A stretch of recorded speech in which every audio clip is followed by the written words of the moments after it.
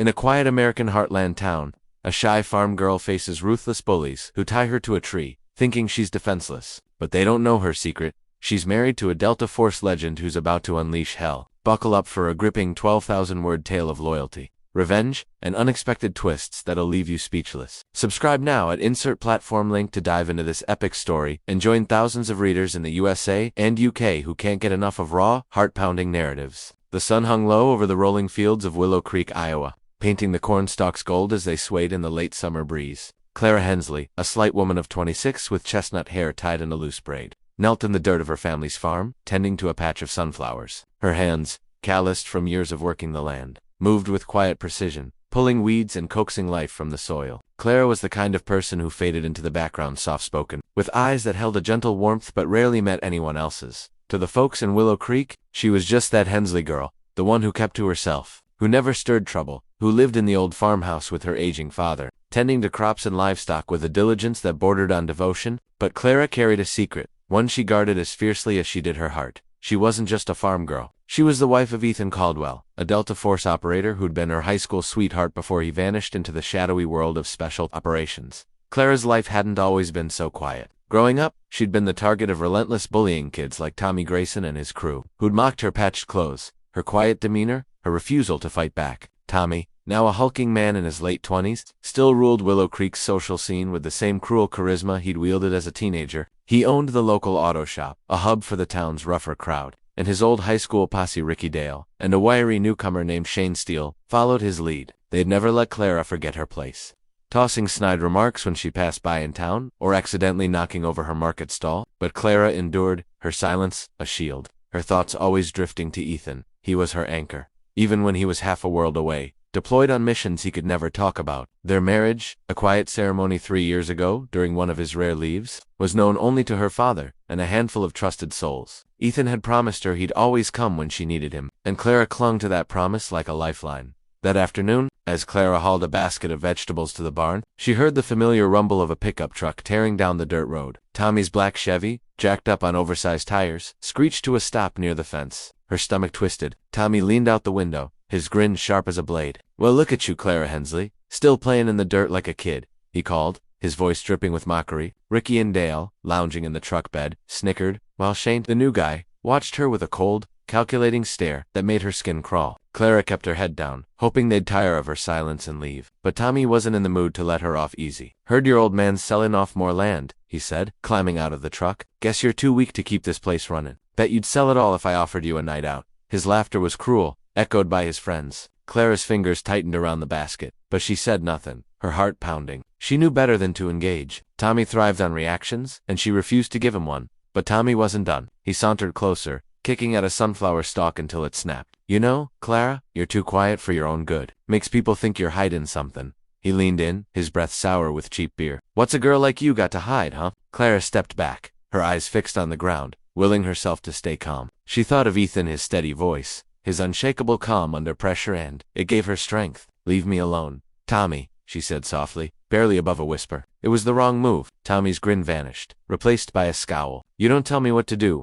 farm girl," he snapped, grabbing her wrist. Clara froze, her breath catching as his grip tightened. Ricky and Dale hopped out of the truck, egging him on, while Shane lingered by the fence, his expression unreadable. "Let's have some fun," Tommy said, his voice low and dangerous. "Teach her what happens when she talks back." They didn't give her a chance to run. Tommy dragged her toward a gnarled oak tree at the edge of the field, the others following like hyenas circling prey. Clara struggled, her boots digging into the dirt, but Tommy was stronger, and her quiet protests only fueled his anger. "Hold her," he barked, and Ricky and Dale pinned her arms as Tommy pulled a coil of rope from the truck. Clara's heart raced, her mind screaming for a way out, but she was outnumbered. They tied her to the tree, the coarse rope biting into her wrists, her back pressed against the rough bark. Tommy stepped back, smirking, as Ricky tossed a half-empty beer can at her feet. "Let's see how long it takes for someone to find you," Tommy said, his voice thick with malice. "Maybe your daddy'll come crying to save you, or maybe you'll just stay here all night." Shane, still silent, watched from a distance, his eyes flickering with something Clara couldn't place. Maybe, or something darker.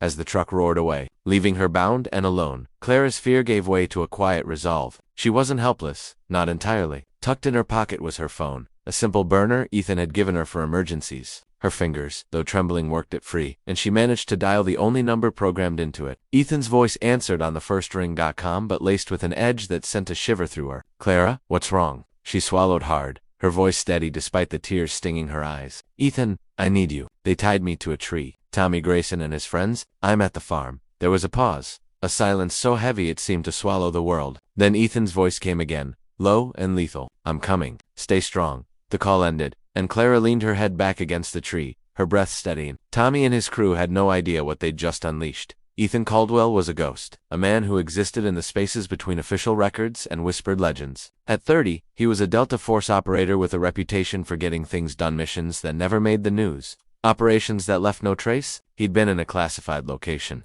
halfway through a debrief in a dusty forward operating base. When Clara's call came through, his team, a tight-knit group of hardened operators, noticed the shift in his demeanor instantly. Ethan's usual calm, the kind that kept him steady under gunfire, hardened into something else, something cold and unyielding. He didn't explain, didn't need to. He told his commanding officer he was taking emergency leave, and within hours, he was on a military transport headed stateside, his gear stowed and his mind focused on one thing: Clara, back in Willow Creek. The town buzzed with its usual rhythm, oblivious to the storm brewing. Tommy and his crew had retreated to their usual haunt, a dive bar called Rusty's on the edge of town. They laughed over beers, recounting how Clara had looked tied to the tree, her silence infuriating them even more. "She's always been weird," Ricky slurred, slamming his bottle on the table. "Thinks she's better than us. Keepin' to herself like that."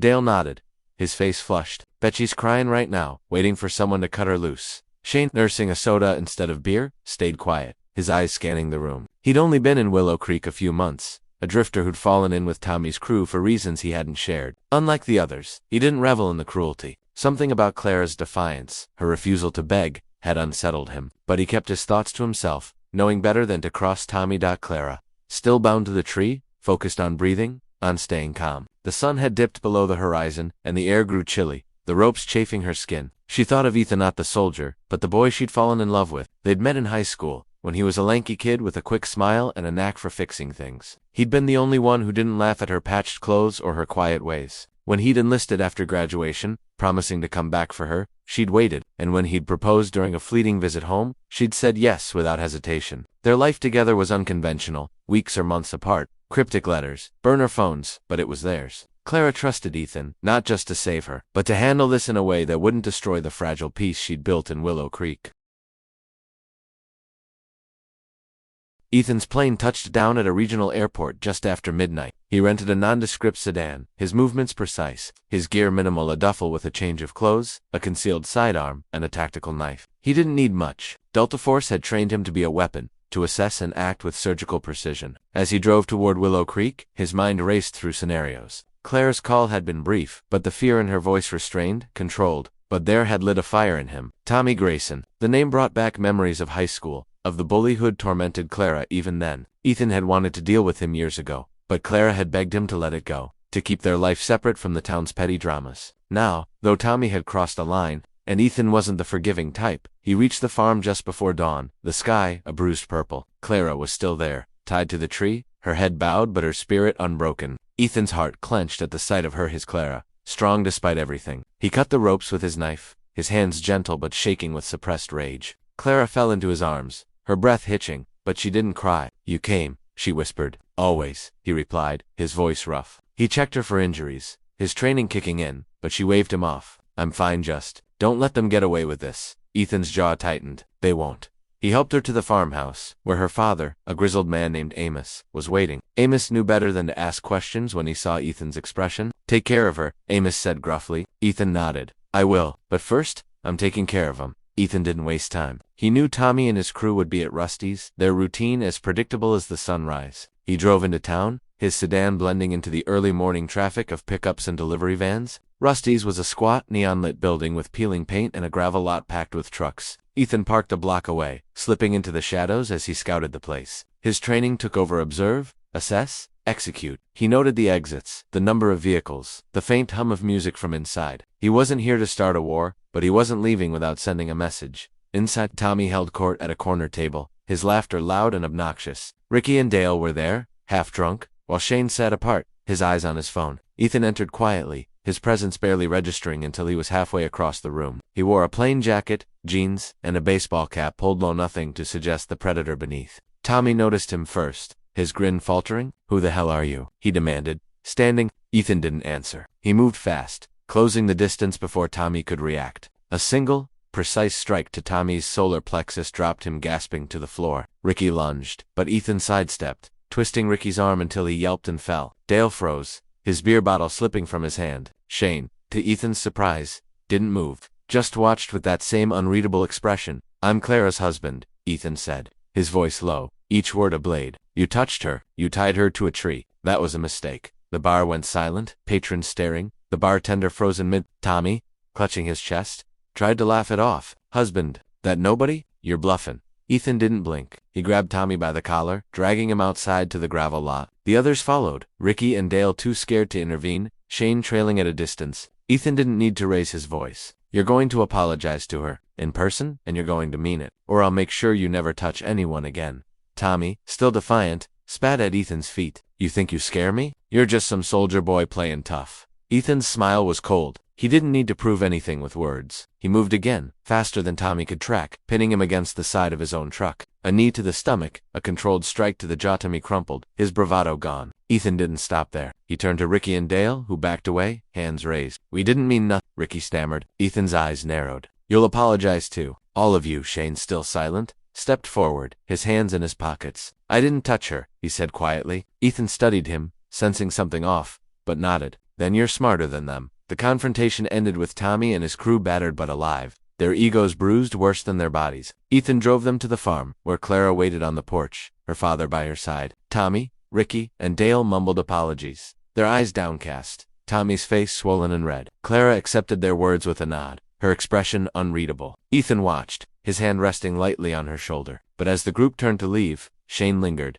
his gaze meeting Ethan's for a moment too long. "You're not just a soldier, are you?" Shane said, his voice low. Ethan didn't answer, but the question hung in the air, a thread of unease. Life in Willow Creek settled back into its rhythm, or so it seemed. Tommy and his crew kept their distance, their pride shattered, their influence in town waning. Clara returned to her sunflowers, her quiet strength unshaken. Ethan stayed a few days, helping with chores, his presence a comfort to Clara and a warning to anyone who might think of crossing her again. But the unease lingered, centered on Shane. Ethan's instincts, honed by years in the field, told him the man was more than he seemed. Shane wasn't just a drifter. His movements were too deliberate, his eyes too sharp. Ethan did some digging, using contacts from his Delta Force network, and what he found turned his blood cold. Shane wasn't Shane. His real name was Marcus Kane, a former Special Forces operative turned mercenary, wanted in connection to a string of low-profile but high-stakes crimes, blackmail, even a suspected hit on a small-town mayor. He'd come to Willow Creek under a false identity, likely scouting for a bigger play. Ethan pieced it together.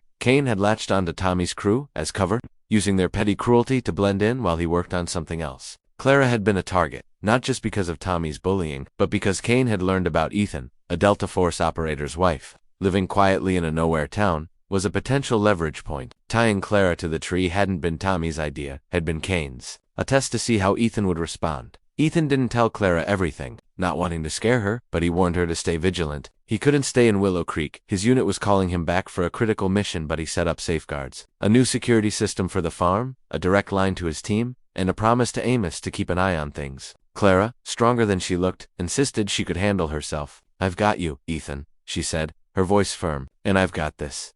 He kissed her, long and fierce, before leaving, his mind already working through how to neutralize Kane. Weeks later, Kane made his move. He slipped into the farmhouse one night, thinking Clara was alone. But Clara, alerted by the new security system, was ready. She'd learned a few things from Ethan: how to stay calm, how to use her When Kane crept into the kitchen, she was waiting with a shotgun, her hand steady. "Get out," she said, her voice like steel. Kane, caught off guard, tried to talk his way out, but Clara wasn't having it. She fired a warning shot into the ceiling, and Kane froze. "You don't know who you're dealing with," he hissed. Clara's smile was cold. "Neither do you." Before Kane could react, Ethan's team, alerted by the security system, arrived, having been stationed nearby on Ethan's orders. Kane was apprehended, his true identity exposed, his plans unraveled. The town, shocked by the revelation of a mercenary in their midst, rallied around Clara. Their perception of the quiet farm girl forever changed. Ethan returned a month later, his mission complete, and found Clara waiting on the porch, the sunflowers blooming behind her. "Told you I could handle it," she said, a spark in her eyes. Ethan laughed, pulling her close. Never doubted you for a second. Willow Creek was never the same. Tommy and his crew faded into obscurity. Their reign of petty terror over Clara, no longer just the quiet farm girl, became a quiet legend in her own right. And Ethan, the ghost who always came when she called, knew he'd found the one person who could anchor him, no matter where the world took him. Their love, forged in silence and strength, was unbreakable, a quiet force that no bully, no mercenary, no threat could ever touch.